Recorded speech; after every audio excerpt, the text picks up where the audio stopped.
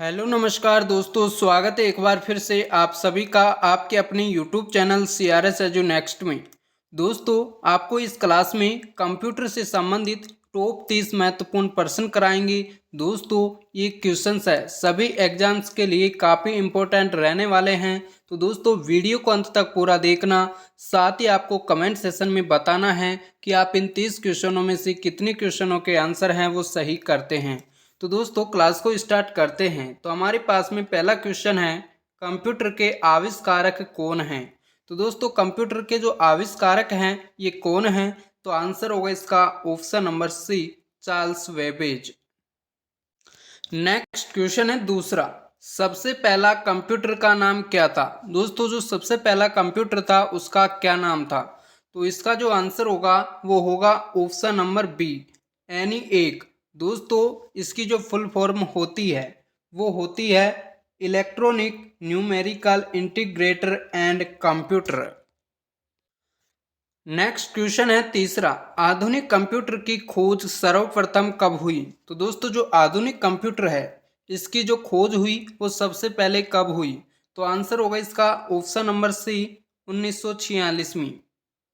अगला प्रश्न है चौथा, कंप्यूटर के क्षेत्र में महान क्रांति कब से आई। तो इसका आंसर होगा वो होगा ऑप्शन नंबर डी, सन 1960 से कंप्यूटर के क्षेत्र में महान क्रांति है वो स्टार्ट हुई थी।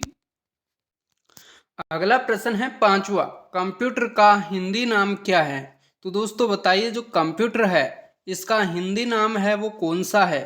तो आंसर होगा इसका ऑप्शन नंबर बी, संगणक। नेक्स्ट क्वेश्चन है छठा, कंप्यूटर साक्षरता दिवस कब मनाया जाता है। तो दोस्तों बताइए, कंप्यूटर साक्षरता दिवस है ये कौन सी तिथि को मनाया जाता है। तो आंसर होगा इसका ऑप्शन नंबर डी, 2 दिसंबर को। नेक्स्ट क्वेश्चन है सातवां, CPU का पूर्ण रूप क्या है। दोस्तों, ये क्वेश्चन कई बार पूछा भी जाता है। तो बताइए, CPU का जो पूर्ण रूप है, फुल नेम है, वो कौन सा है। तो इसका जो आंसर होगा वो होगा option number A, central processing unit.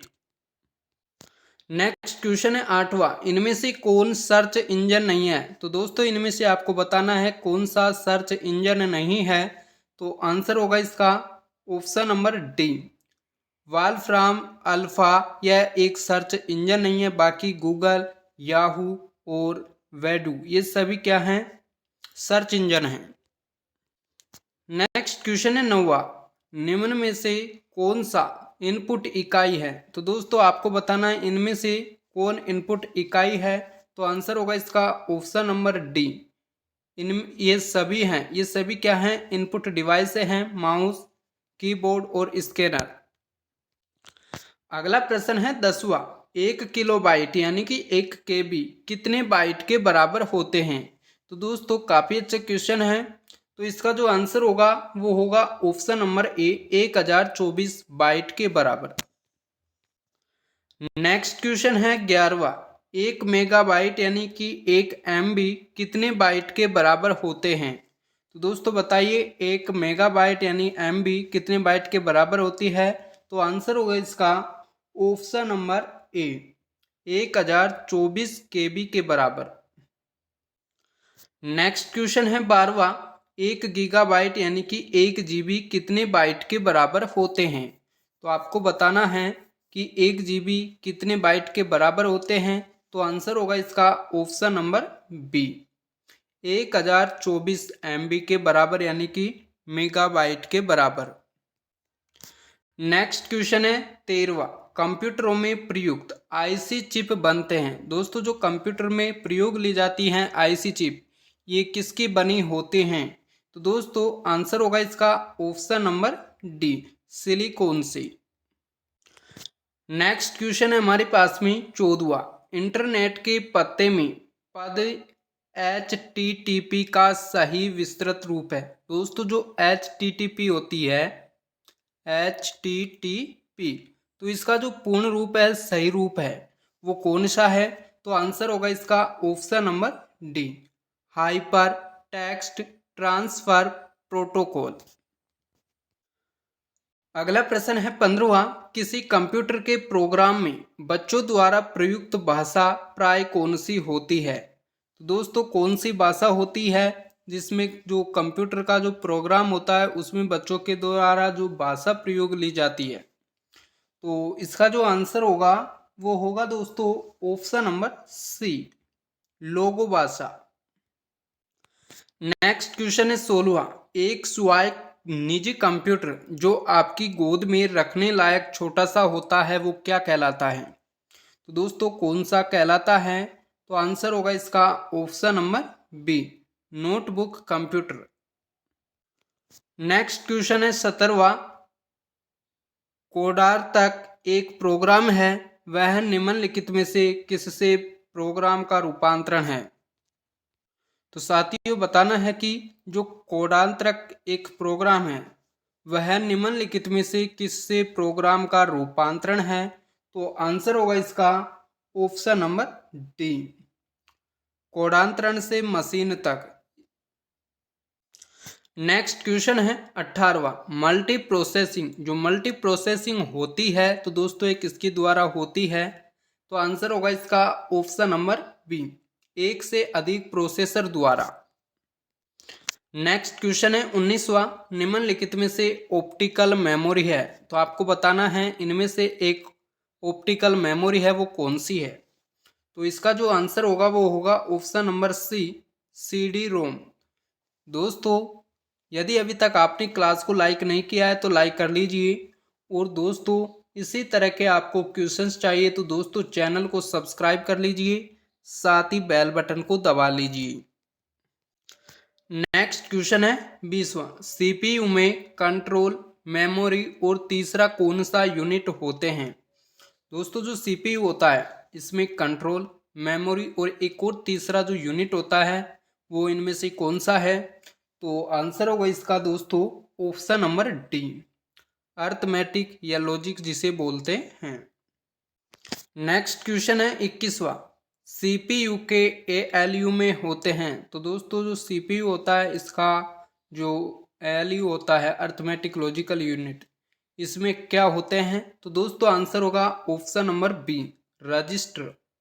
दोस्तों सीपीयू है इसका पूर्ण रूप है सेंट्रल प्रोसेसिंग यूनिट, और एएलयू अर्थमेटिक लॉजिकल यूनिट आपको ध्यान में रखना है। नेक्स्ट क्वेश्चन हमारे पास में 22वां। गणना और तुलना के लिए कंप्यूटर के किस भाग का प्रयोग किया जाता है? तो दोस्तों बताइए, गणना और तुलना इसके लिए जो कंप्यूटर का कौन सा पार्ट है उसका प्रयोग किया जाता है? तो आंसर होगा इसका दोस्तों ऑप्शन नंबर सी, एएलयू का, अर्थमेटिक लॉजिकल यूनिट का।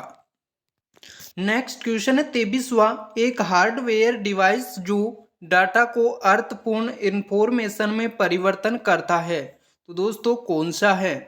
तो इसका जो आंसर होगा वो होगा दोस्तों ऑप्शन नंबर ए, प्रोसेसर।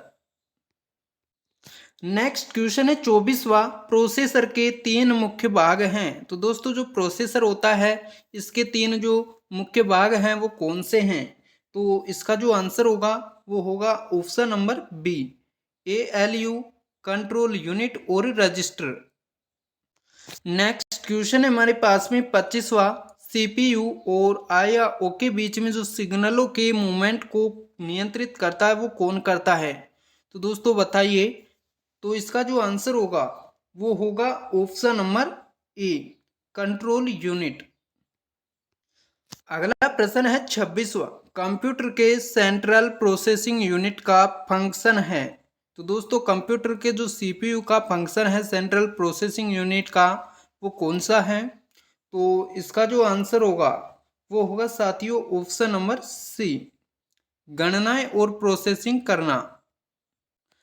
अगला प्रश्न है 27वां। निम्न में से कौन सा कंप्यूटर का बुनियादी कार्य नहीं है?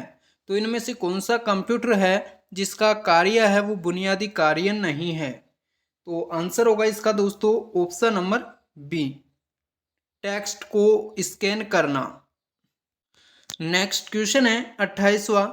परिचालन संपन्न करता है, तो दोस्तों जो परिचालन है इसको संपन्न करता है वो कौन करता है? तो आंसर होगा इसका दोस्तों ऑप्शन नंबर बी, अर्थमेटिक।